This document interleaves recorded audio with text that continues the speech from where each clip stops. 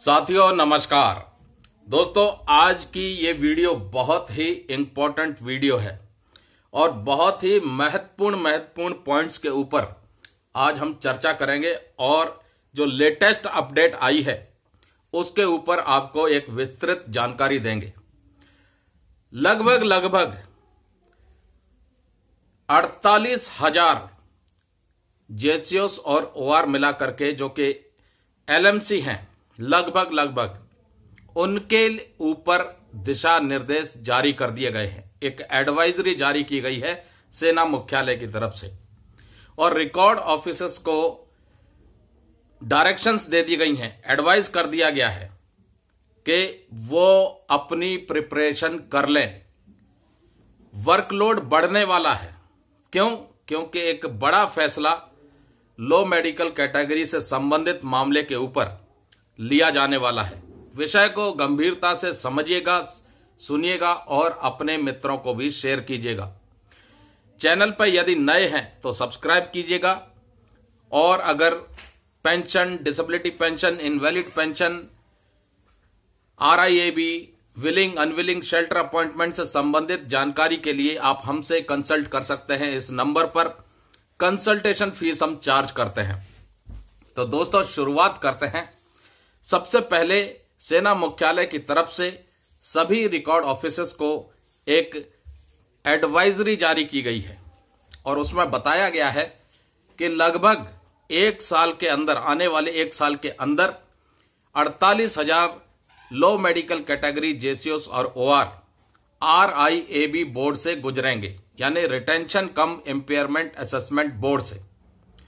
और जाहिर सी बात है कि इनमें से जिनकी डिसेबिलिटी कंपेंसेशन रिजेक्ट हो जाएगी उनका अपील भी आएगा और उस चीज के लिए भी प्रिपेयर रहें।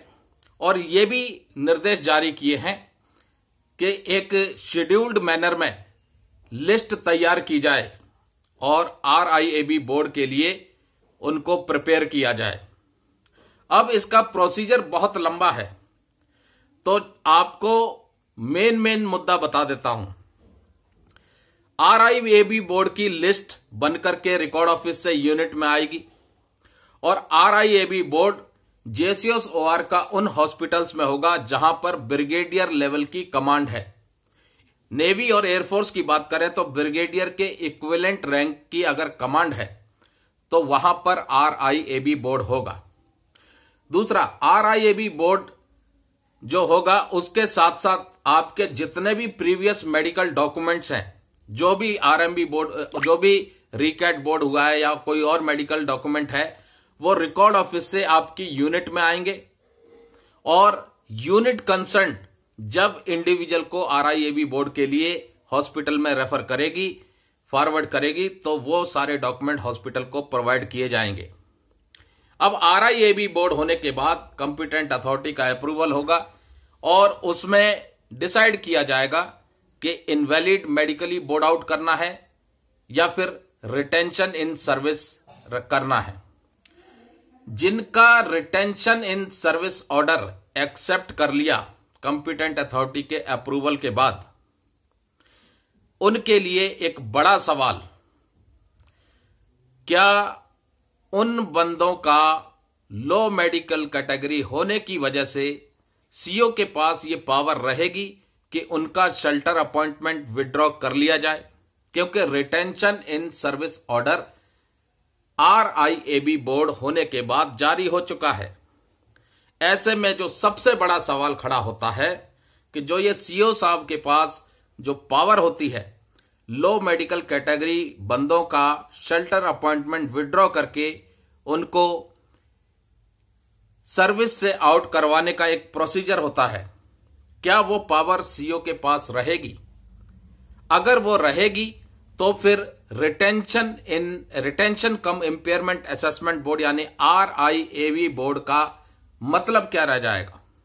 और इसी चीज के ऊपर पॉइंट उठा था, डिस्कशन में एक मीटिंग हुई थी और उस मीटिंग की मिनट्स भी जारी हुई थी और वो भी सर्कुलेट हो गई होंगी, आपकी यूनिट में भी आ गई होगी।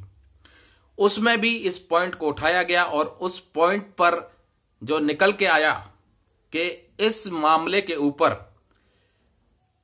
सेना मुख्यालय अलग से इंस्ट्रक्शन जारी करेगा, इसके ऊपर विचार करेगा, इसके ऊपर कमेंट आएंगे कि आरआईएबी बोर्ड जब हो गया और इंडिविजुअल को इनवैलिड मेडिकली बोर्ड आउट नहीं किया, सर्विस में रिटेन किया, रिकॉर्ड ऑफिस ने रिटेंशन इन सर्विस ऑर्डर जारी किया, तो क्या सीओ के पास वो पावर रहेगी कि उस बंदे का फ्यूचर में शेल्टर अपॉइंटमेंट विड्रॉ करके उसे घर भेजा जाए? एक बड़ा प्रश्न चिन्ह बनता है, क्योंकि जो नई पॉलिसी जारी हुई है उसमें कहीं भी शेल्टर अपॉइंटमेंट के ऊपर जिक्र नहीं किया है।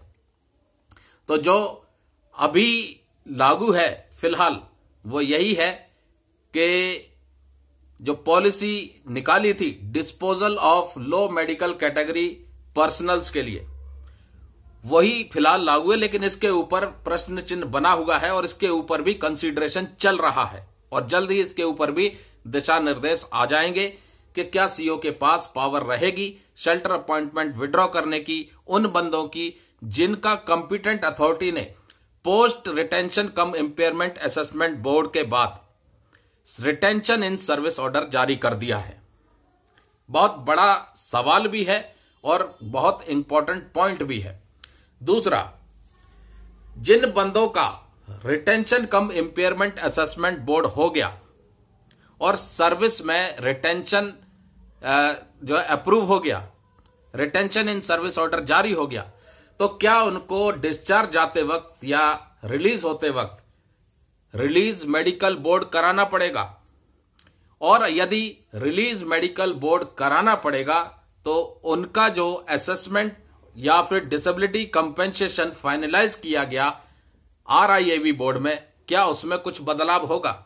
बहुत ही इंपॉर्टेंट पॉइंट है, इस चीज को समझना होगा कि असेसमेंट और डिसेबिलिटी कंपेंसेशन जो आरआईएबी बोर्ड में डिसाइड हो गया वही फाइनल माना जाएगा, लेकिन रिलीज मेडिकल बोर्ड कराना पड़ेगा क्योंकि आरआईएबी बोर्ड में और भी एस्पेक्ट्स हैं वो मेंशन नहीं है, जैसे कि सिविल रीएम्प्लॉयमेंट के लिए फिटनेस सर्टिफिकेट, कम्यूटेशन के लिए रिकमेंडेशन मेडिकल अथॉरिटी की, इसलिए रिलीज मेडिकल बोर्ड कराना पड़ेगा। लेकिन जो असेसमेंट है और जो डिसेबिलिटी कंपेंसेशन फाइनलाइज कर दिया वो आरआईएबी बोर्ड में ही फाइनल हो जाएगा।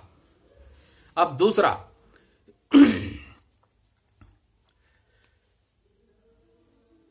आरआईएबी बोर्ड के बाद जिन बंदों को डीम्ड फिट किया फॉर इनवैलिडिंग आउट, क्या उनको भी रिलीज मेडिकल बोर्ड कराना पड़ेगा? नहीं, उनका फिर इनवैलिड मेडिकल बोर्ड होगा, लेकिन इनवैलिड मेडिकल बोर्ड होगा जरूर।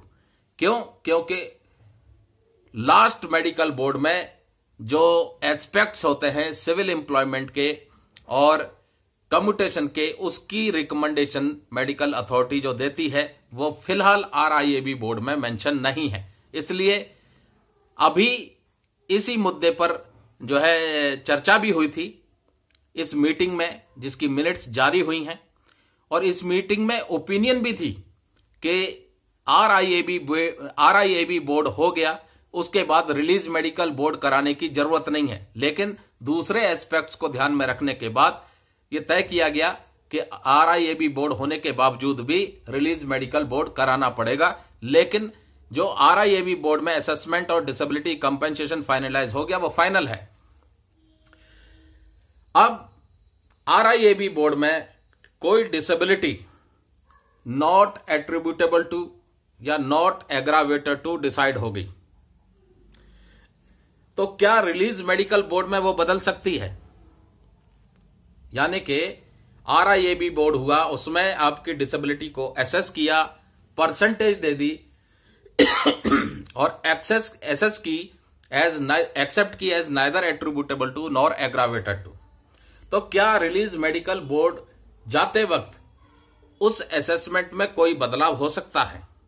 तो जो मीटिंग हुई और इस मीटिंग का जो पॉइंट निकल के आया उसमें यही एक्शन आया कि RIAB बोर्ड के बाद बंदे का रिटेंशन इन सर्विस ऑर्डर जारी होता है तो जाहिर सी बात है वो और भी ज्यादा सर्विस करेगा, और कहीं उसकी ऐसी जगह पोस्टिंग हो गई जहां उसकी disability aggravated to military service count हो गई सर्विस कंडीशंस की वजह से, तो उस केस को फ्रेश इंपेयरमेंट के लिए हैंडल किया जाएगा। यानी आपको एक बार इंपेयरमेंट रिलीफ या कैपिटलाइज्ड इंपेयरमेंट रिलीफ के लिए एक्सेप्ट किया गया और उसके बाद कोई और डिसेबिलिटी आपको होती है और वो एग्रावेटेड टू सर्विस है तो उसके लिए फ्रेश केस बनेगा,